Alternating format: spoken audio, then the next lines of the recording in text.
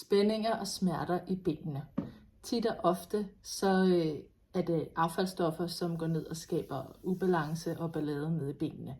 Affaldsstofferne de sidder ofte heroppe under benet, under knæet, på indersiden, og der er man tit rigtig øm. Så hvis du prøver at mærke efter her, om du er øm der, så er det ligesom det område, vi skal have trykket og behandlet. Den måde, tit kan det også godt være væske, som sidder og ophober sig, og det vil være rigtig fint at få trykket og få lidt flow i benet. Man kan gøre det, at man trykker herfra og hele vejen om på forsiden. Man er meget øm, så at det er helt okay at gøre det stille og roligt.